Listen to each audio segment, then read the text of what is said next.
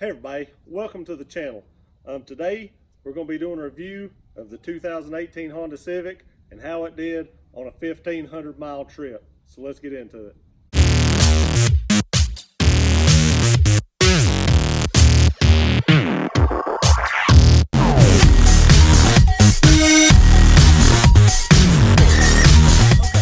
So the first thing we're going to talk about is the ride and the noise level. So yes, this is a sportier, more type of Civic. So you're going to hear a lot of road noise. On the trip, going down to Florida, you heard a lot of road noise. You felt a lot of bumps in the road, and that's pretty normal for a sports car type of feel. A lot of sports cars have stiffer suspensions, so you're going to feel that. And this is no different. You could really feel that suspension. You could feel the bumps in the road. It has very, very low profile tires, I will tell you that. And that doesn't help, aiding in any kind of ride smoothness or anything like that. And the noise level in the car is actually pretty high. This car doesn't even have a spare tire. It has a little air pump. So if you blow out a tire, I don't know what you're supposed to do. I guess, call AAA or somebody, hope you have AAA. But if you have like a little hole, I carry a patch kit in mine. So if I have a little hole or something, I can patch the hole. But if you have a complete blowout, you're pretty much stranded. And I hate that. I've not been able to find a spare tire at like a junkyard or something like that to put in here. But hopefully I'll eventually do that. But that being said, the road noise, I don't think they put a lot of noise dampening material in this, mainly because of weight. I think they did everything they could to this car to make it as light as possible. That way you could gain the most speed, I guess, out of this little turbo engine. That's my guess, and I'm assuming they didn't put a lot of noise dampening material in here, and you hear every little noise on the road, especially it's like 75 or 80 mile an hour, you can really hear that road noise. Next, after the ride, like I said, it's got a real stiff suspension, you feel every bump, is the seats. And you can see right here this big bolster. It has big bolsters in the bottom here also. Let me turn the camera down so you can see that. You can see the big bolster right here, the big bolsters right here. So that's not bad though. It's actually wide enough that it's pretty comfortable. I am 205 pounds right now, give or take, and it's really comfortable. If you was 230 pounds, it might be a little bit uncomfortable. Now I will say this, if you're carrying concealed in this, which I always do, if you're carrying a Glock 19, this bolster here will cause that to push into your side. If I carry my Glock 43 like I am today, it was totally comfortable. I just got back from about a 150 mile trip, give or take, and I couldn't even tell my Glock was even on my hip. It was so comfortable that no issues at all. But I will tell you, if you get to the double stack Glock, you can feel this push into your side here. So let's get into how the car did power wise and stuff like that. Okay, so let's get into the horsepower and torque and stuff like that, how the car feels. Now this is a little two-door SI Civic, and it will actually surprise you at the amount of torque that the car actually has. We were going up Saluda Mountain on our way to Florida, and I forget what grade that is, but it is a very, very steep grade. And in sixth gear, I had no problem at all pulling that mountain. No problem at all. I could slow down, give it the gas. The turbos would come in, it'd pull me right up. I could almost have the car lugging down. Just lugging, and it would take off and pull out of it and go right on up the mountain. The only other vehicle I've ever had that had that much torque, it felt like to me, to pull out like that, was really a 2000 GT Mustang, and I could pull that mountain in fifth gear. But this Civic, this little four-cylinder Civic, was the only thing that's ever come close to that Mustang, if it does not surpass it. I was pretty amazed, to tell you the truth about it, at just how well it did pull on that mountain and stop and go traffic and stuff like that. If you're ever going to learn how to drive a manual transmission and you don't know how, one of these newer Civics is the way to go. It has a brake hold mode, and when you're stopped on a hill, if you let off the clutch, it actually holds you there for a few seconds. So if you're actually wanting to learn how to drive a manual, I highly suggest, if you can get your hands on one of these new Civics, do that, because this is going to be the easiest transmission that you could possibly learn on with that brake assist. It's actually really amazing how well this brake hold works. You can actually be sitting on a pretty steep incline hill, let off that brake, and it will actually hold you there. So if you're a new driver, that really gives you a few seconds before you start trying to slide back or rolling back into the person behind you to kind of figure out that clutch. And if you hit your brake again, it'll hold again. It's pretty amazing how that works, and it actually works great.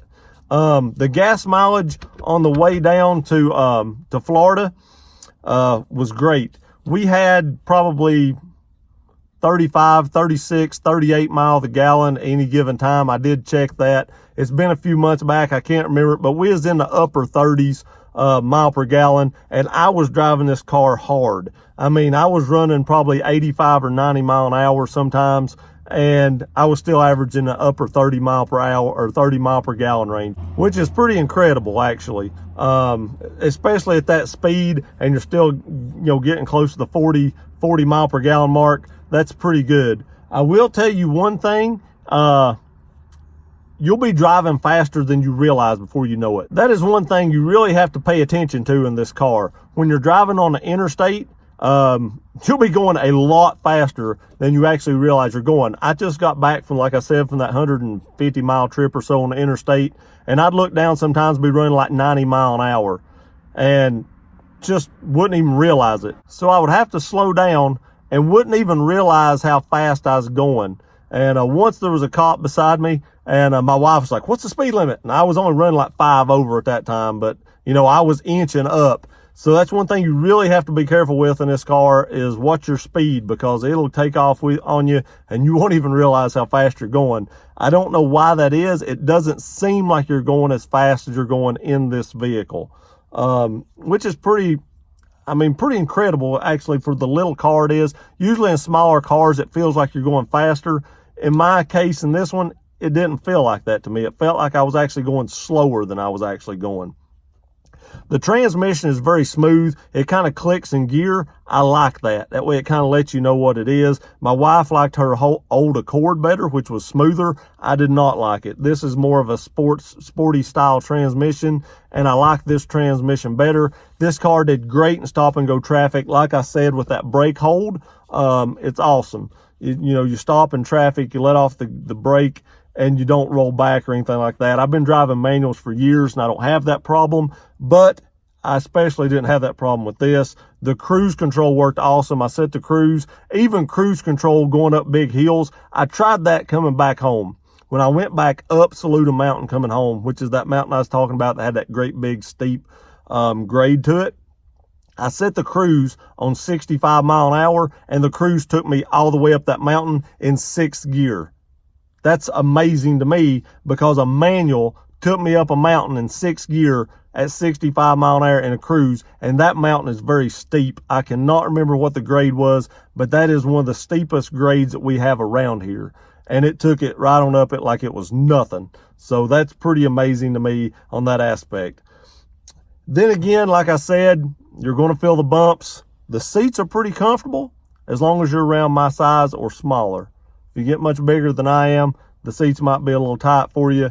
And like I said, if you carry a double stack, it's going to be pushing into your side. You're going to be trying to find a place to put it. And there's not a lot of places to set a gun in this car, I will tell you that. You're really limited on the space you have in here to put things. So if you're trying to store your gun somewhere, the glove compartment's really the only place you have.